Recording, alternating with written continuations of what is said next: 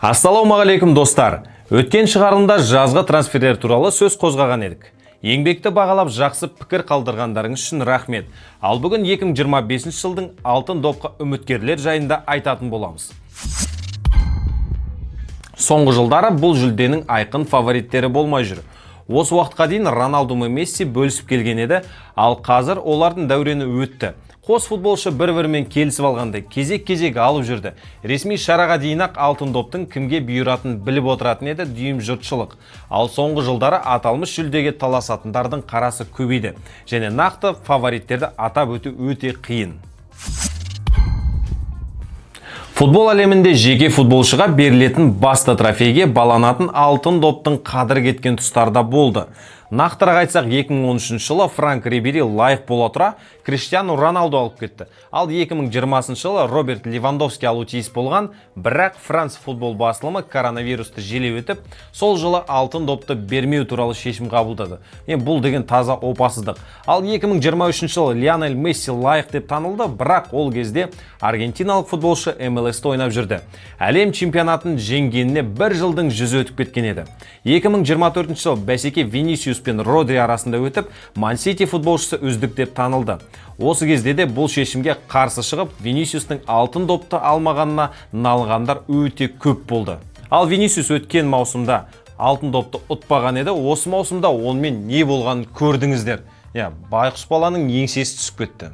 Ал биылғы жағдай бұрынғыдан да өзгеше. Бұл жолы Баллон д'Орға үміткерлердің тізімі өте көп және айқын фаворит жоқ деуге де болады. Қазір сол футболшылар жайлы айтып, олардың осы жылы тындырған еңбектері мен бағындырған белестерін тізіп шығамыз. Рейтингті 5-ші орыннан бастаймыз. Бұл сатыға таласар футболшы өте көп. Мо Салах, Ашраф Хакими, Нуну Мендеш, Джанлуиджи Донарума және Хвича Кварацхелия. Мбаппені ондықтың ішіне қосуға болады. Алайда маусым басында ПСЖ-дан кетіп Реалға ауысқан француз футболшысы биыл дымсыз қалды.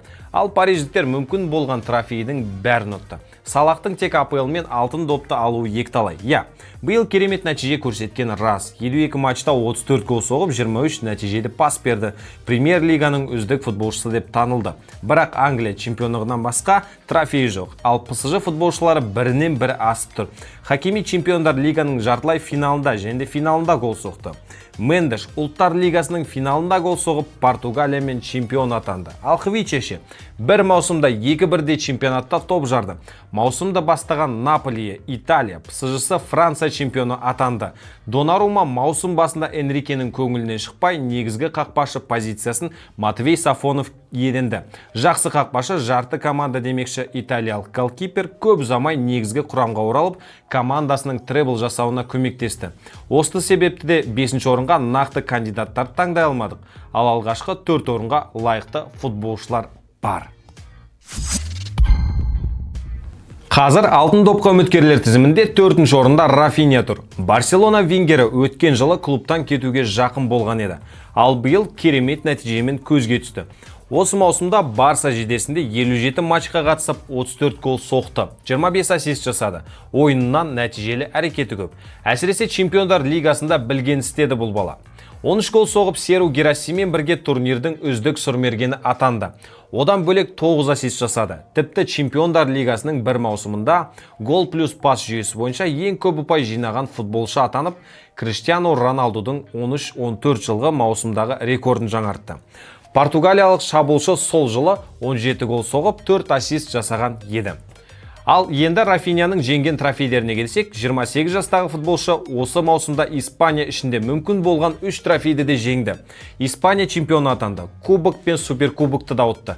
Бірақ Барселона футболшысының ұлттық құрамада жағдайы мәз емес. Оның алтын допқа таласып жатқан басқа бәсекелестері ұлттық құрама сапында да жақсы қырынан көрінуде. 3-ші орынға Рафиняның командаласы Ламин Ямаль табан тіреді. 17 жастағы футболшы биыл шайқады. Тіпті Реал жанкүйерлерінің өзін мойындатып жіберді. Барселона жейдесінде 55 матч өткізіп, 18 гол мен 25 нәтижелі пасты өз атына жазды. 13 паспен Ла Лиганың осы маусымдағы үздік ассистенті атанды. Рафиня секілді Испания ішіндегі барлық трофейлерді жеңіп алып, Чемпиондар лигасының жартылай финалына дейін жетті. Реалмен болған 4 ел классикода да жасындай жарқырады. Тек Испания құрамасында сәл жолы болмай қалды. Ұлттар лигасының финалында Қызыл Фурия Португалияға жол беріп қойды. Бірақ ширек финалда Нидерландқа қарсы, ал жартылай финалда Францияға қарсы керемет ойнап шықты. Ұлттар лигасын жеңгенде сөзсіз алтын допқа таласта бірінші нөмірлі фаворит атанар еді. Осы сәтсіздігі ғана сәл тежеп қалды. Ямаль Баллон д'Орды жеңген жағдайда тарихта бұл жүлдеге ие болған ең жас футболшы атанады. Қазіргі рекорд Зубастик Роналдоға тиесілі екен айта кетейік. Осы тұста Назарио 21 жасында жеңген екен. Демек алтын допты биыл алмаса да бұл рекордты жаңартуға әлі 3 жыл уақыт бар Ямальда. 17 жаста болса да Лео Мессидің орнын басып үлгергенде көрінеді бұл бала. Рафиня, Левандовский үшеуі, Месси, Суарес, Неймар үштігін еске салды. Екінші орында Барселонадан кетіп, екінші тынысы ашылған Усман Дембеле келе жатыр. Маусым алдында бұған сену қиын еді, бірақ шындық осы. Себебі ПСЖ Чемпиондар лигасында көптен күткен жеңісіне қол жеткізді.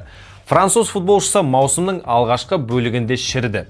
Тіпті Энрикенің Усманды Чемпиондар лигасының матчына апармаған сәтіне де куә болдық.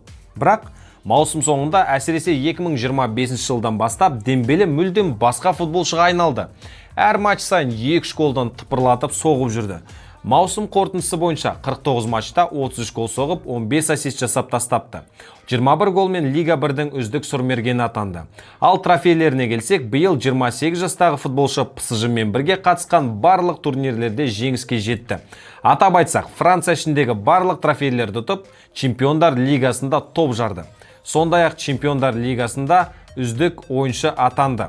Екінші орында тұрғанымен Дембеленің алтын допты жеңу мүмкіндігі әлде қайда көбірек. Себебі бұл сыйлықты Францияның France Football порталы береді.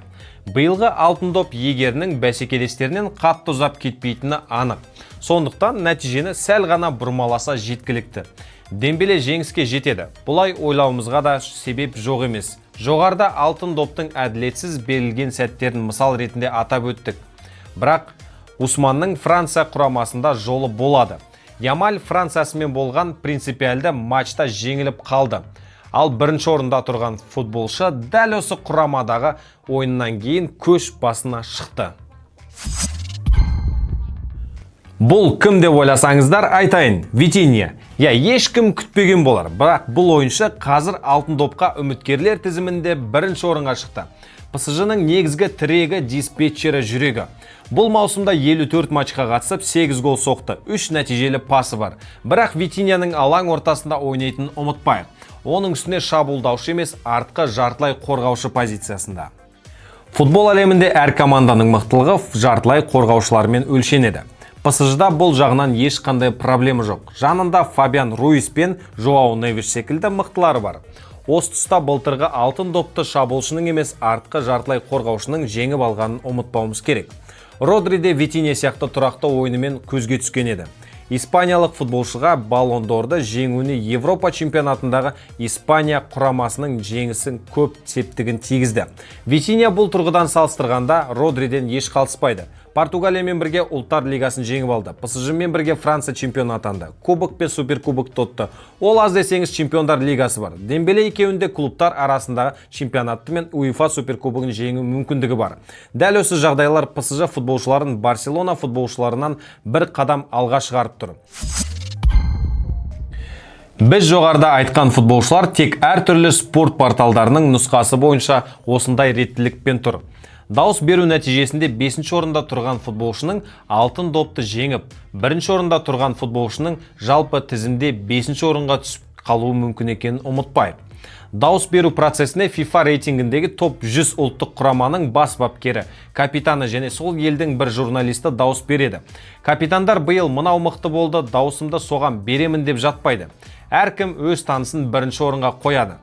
Мысалы, Аргентинаның капитаны Лионель Месси, Ямаль немесе Рафиньяны 1-ші орынға қою мүмкін. Себебі олар Леоның бұрынғы клубы Барселонада ойнайды. Ал Португалия капитаны Криштиану Роналду отандасы Витиньяны 1-ші орынға қояды. Ямальды таңдауына себеп жоқ. Ұлттар лигасының финалында Ламиннің Роналдуды құрметтемейтініне куә болдық. Солай әр капитан өз танысына дауыс береді. Ал бапкерлер әр футболшының ойынын көріп отырмайды.